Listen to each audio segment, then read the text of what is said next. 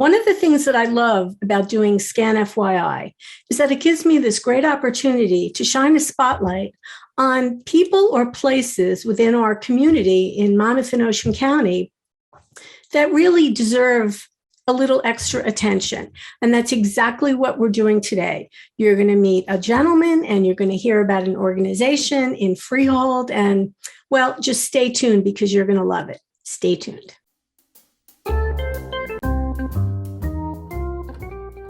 Hey, good morning, everyone, and welcome to Scan FYI. So my special guest today is Reverend Dirk Reinken. So good morning, Reverend Dirk. Good morning. It's a pleasure to be with you. Oh, it'll be even better to see you in person, but I guess for now we're Zooming like everyone else. Yes. And of course, your background is fantastic back there, that photo. We're going to get talking a little bit more about that. But first, for our audience who might not know who you are, because today you're in the spotlight. So please just introduce yourself. Tell us a little bit about who you are and what you're doing. Okay. Well, I am the Reverend Dirk Reinken. I'm the rector of St. Peters Episcopal Church here in Freehold Borough, and I came to Freehold in 2014. Prior to that, I was rector of St. Luke's Episcopal Church in Ewing, New Jersey. And so I've lived in New Jersey for almost 20 years now, and very familiar with Monmouth County, actually, because I spent many summers visiting my parents in Little Silver. And so the fact that I'm now rector of a church in Freehold is very exciting to me, and to be on this end of Monmouth County, and just to get to know the many wonderful things that are going on here and the great community that this is, and to be a center of spiritual support for this community. Now, you're in a part of Monmouth County, Freehold Borough, that really is kind of like a crossroads of the county. Well, literally the county seat, correct? Absolutely. And that's our magic word, actually, here at St. Peters Crossroads. Because we're right on the corner of Throckmorton and Main Street. We are one of the Main Street churches because we have about this much property on Main Street, but we face Throckmorton Street right across from Rita's and the train station. So we sit at the center of life in Freehold Borough, and we have been here since 1736. And the congregation itself dates to 1702. So we have been a part of every aspect of this community's life since the very beginning. And that's something that's extremely important to us. We're a place where Episcopalians worship, where people come in for spiritual support from all walks of life, where we serve the community needs with food banks, feeding programs, homeless ministry, thrift shop, 12-step hospitality, and many music studios use our church, which has excellent acoustics for their annual recitals. And we, before the pandemic, we had many educational and training programs going on for the community as well. And we just kind of see ourselves as this place where all walks and conditions of life come together to be strengthened, to be supported, to be loved, to be welcomed, to be made whole. Well, that's and I feel like you are achieving that, and you're achieving it under one roof, which is pretty amazing because it feels like all the things that you're describing. Talk about it takes a village, but in a sense, your church is a village. It really is, yes. Yeah. And you say one roof, and I think we have about 5 or 6 roofs I have to worry about sometimes. But you're right, though. It's that's the administrator and me thinking about, is that roof in good condition? But no, I mean, we have our campus has 5 buildings on it, and a couple of fun facts about St. Peters. Yes.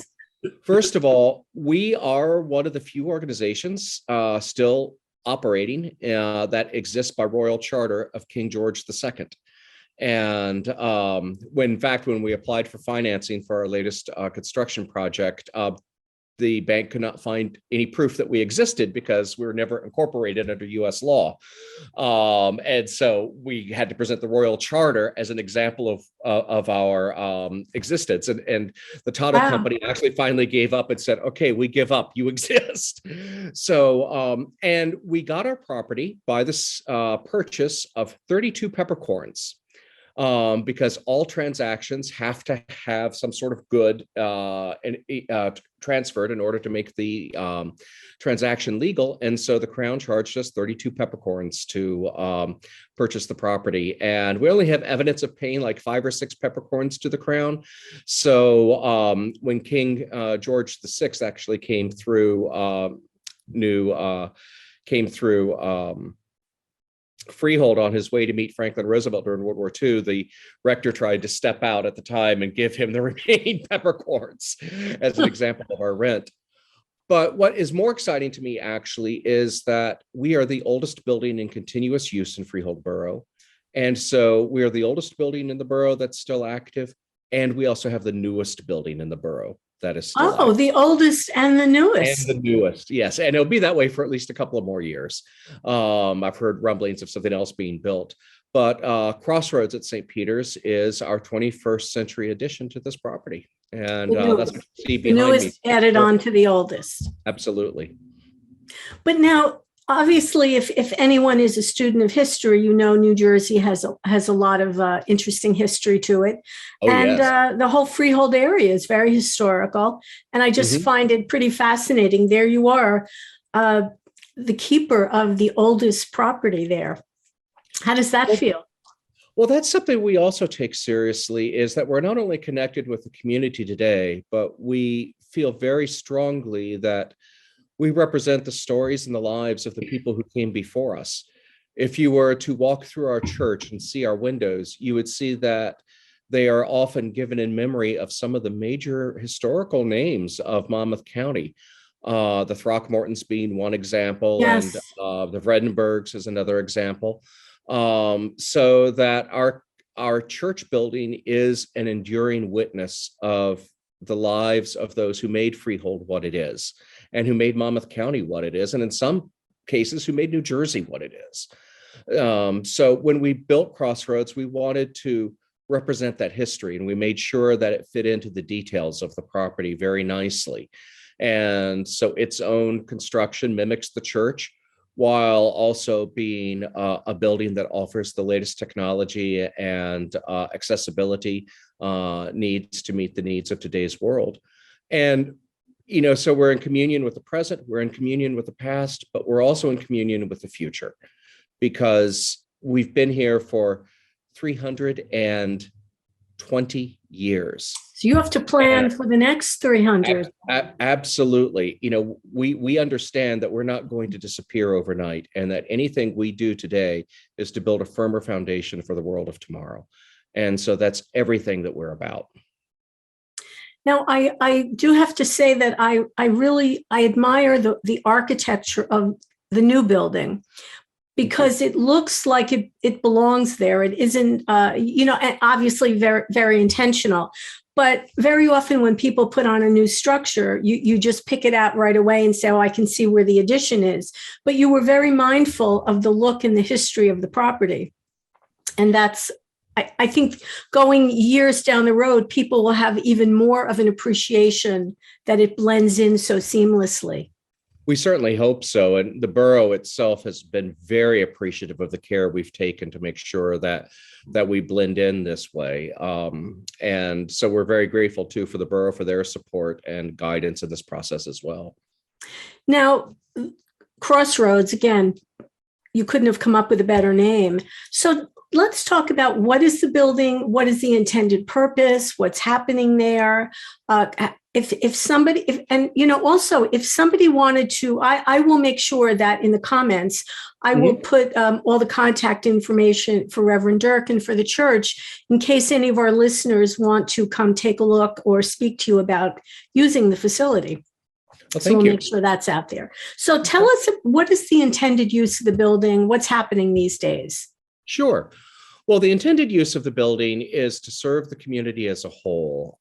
We one of the reasons we settled on the name Crossroads was we absolutely did not want to call this a parish hall or an education annex or something like that.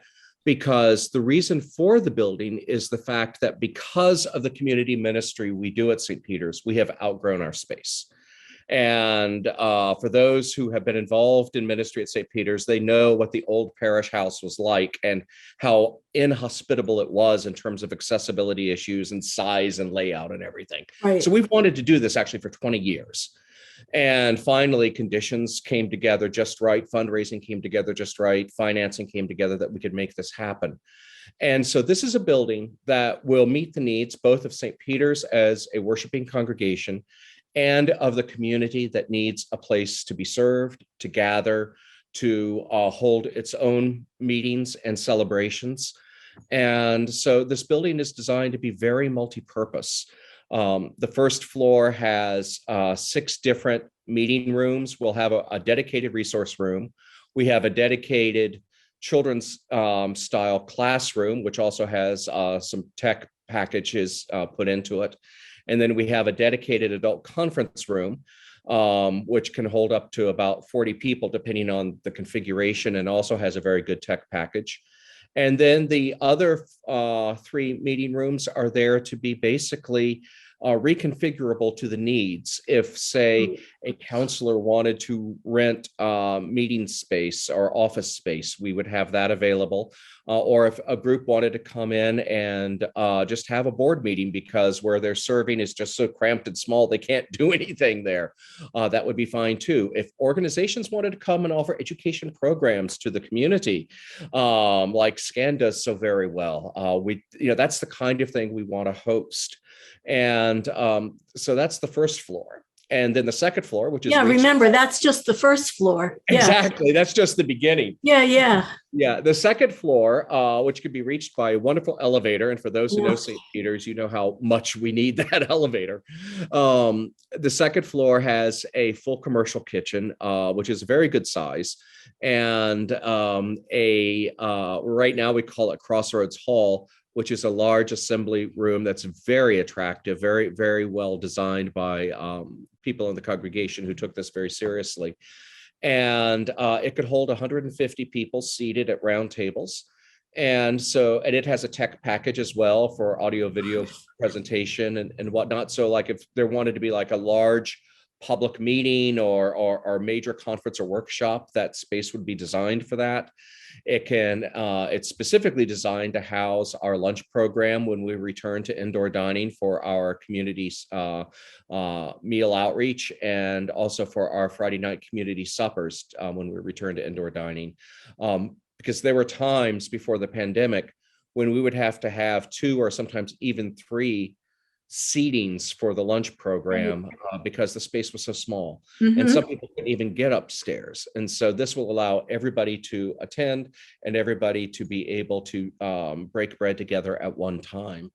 And so, by the way, I could see it as a wedding venue too. Oh, yes. Oh, because yes. Let me just tell everyone, I had the good fortune to see the building, and wow, that's it's very high tech. I mean that in the best possible way. So for corporate use, for community use, absolutely, as you called it, the boardroom. Yes, we were really blown away. I feel like you thought of just about everything you could think of. Really, just so well done, so well executed. Well, one of the things we wanted to be very clear about was because we serve so many needs, we needed to offer a building that was attractive to everybody while at the same time being durable. Yes. So, we have this beautiful luxury vinyl tile flooring that looks like hardwood flooring throughout the whole building, but it's more durable. Yep. But it has that same beautiful look. The walls are all painted a very nice neutral color that's not just a glaring white. It's a little softer. The windows are all well designed, and our furniture is very sturdy, but can also be covered and made to look quite elegant as needed. And we have beautiful chandeliers in Crossroads Hall, which mimic in some ways the colonial chandeliers we have in the church, while at the same time being very modern and forward looking. And so you're right, it is that kind of place that will scrub up quite nicely and be the a commercial great kitchen venue, party venue, anything. Yeah, yeah. I thought, well, I'm a kitchen person. I could have moved into that commercial kitchen. It's really, I mean, really kudos to you and to everyone who worked on this, because it really is a gem, and Well, people are going to love it. I have to say, for our Sunday morning fellowship hours after service, we were used to people hating the old kitchen and they would never spend more than 2 minutes in it. Now, half the people at fellowship hour all crowd in the kitchen to talk to one another like they might at home, just sort of standing around prepping a meal or something. And so again, it's that wonderful sense of fellowship and hospitality. And that's what we want to build at Crossroads, a place that is comfortable, where people want to gather and be together and enjoy, being with one another. So I love that. Of course, it's for the church, it's for St. Peter's, but it's really the greater community of Monmouth County will reap all the benefit from it as well. And if that's we didn't wonderful. Serve the community, we would not have Crossroads. We would have zero need for Crossroads if we did not serve the community. So it is our community connections that inspired us and drove us to make this building what it is. Well, for me, on a personal note, for SCAN, we are really anxious to be able to offer a class or a workshop in that absolutely beautiful space, and that's something that we'll talk to you separately about. But it's just, I feel like everything that was done right, and the technology is excellent, but it just feels like a very warm, comfortable space. You're not going to walk into a sterile environment, as you said. It's not like a hospital. It's not like an office building. You really did manage to combine the best of everything. And I think the community is going to be very appreciative of it. So it's just a great building and a great compliment to over 300 years of service. So, wow, that's really the oldest and the newest. Yeah, that's St. Peter's, rooted in the past, striving for the future. Now, if anyone, again, there's a lot of interesting history in St. Peter's Church. And I went on your website the other day, and I was reading, because I'm always interested in history. So I'm going to put a link to the church as well, because anyone who has any interest in history, I think it's pretty cool to read about what's happening on the church. This is a strange question. Do you ever give tours of the church? We do. We actually participate in Old Monmouth Weekend, which is the first weekend in May of every year, that Saturday and that Sunday, where the Monmouth County Historical Association sponsors walks and visits they set up a route to all the historic sites throughout the county. And so we are a part of that, and we're open. I think it's 10 to 5, 10 to 6 on Saturday, and then noon to 5 on Sunday of that weekend for tours. And, if somebody is really, interested in getting into the church, we can usually make arrangements through the office. And of course, we're open on Sundays when we worship. But, getting volunteers to be docents and tour guides at set times is something that's a program we want to build, because we know that the more the church doors are open, the more we're meeting our mandate to be a place for all of Freehold. Excellent, really. Well, that would be interesting. And again, because I've had the opportunity to wander through the church, and you would really need to have a docent to guide you.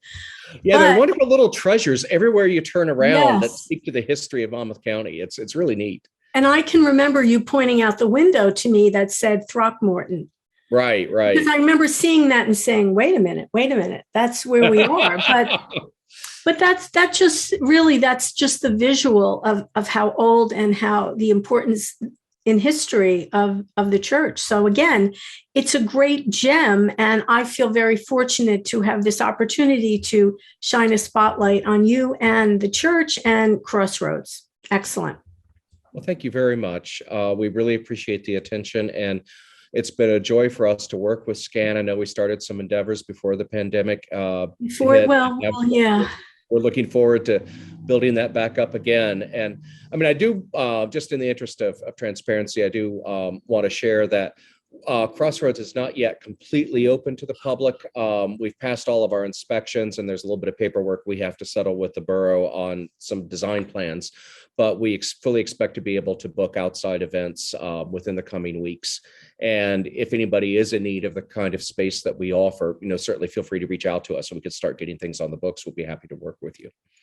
And again, I will put all the contact info in the comments so that you'll have no trouble reaching out to the church. And if you want to reach out to Reverend Dirk, you can do that as well. Thank you very much. On a totally different aside, because I'm very curious if anyone will respond to this. One of my favorite authors was always Clive Cussler and his character Dirk Pitt. That's why I always think of you very fondly because the name Dirk, I love it. And Dirk Reinken, Dirk Pitt. I feel like you already have a movie star name. Well, I have to say, that one of his books was the very first time, and I think it was in middle school, that I discovered that there is actually somebody else who has the name Dirk, because I was always unique in that way. And yeah, I have very much a German and Norwegian heritage in my family, and so that name shows. And there's a little bit of that too, so it's fun. Well, my favorite Dirk Pitt novel was Raise the Titanic. So if you're listening, yes, and you're a fan of Dirk Pitt, the character, put it in your comments. Tell me what's your favorite Clive Cussler novel. Oh, how fun. Okay, well, on that happy note, Reverend Dirk Reinken, absolutely a pleasure to talk to you today. I look forward to talking to you in person, and I really look forward to doing something in your fabulous new building. Yeah. Well, thank you very much, and all the best to you, Andrea. Thank you for your hospitality, and I always happy to get the word out. Thank you so much. All right, remember out there, if it's important to you, it's important to us. I'm Andrea Tarr. We'll see you next time on Scan FYI. Bye, everyone. Bye, Reverend Dirk. Bye-bye.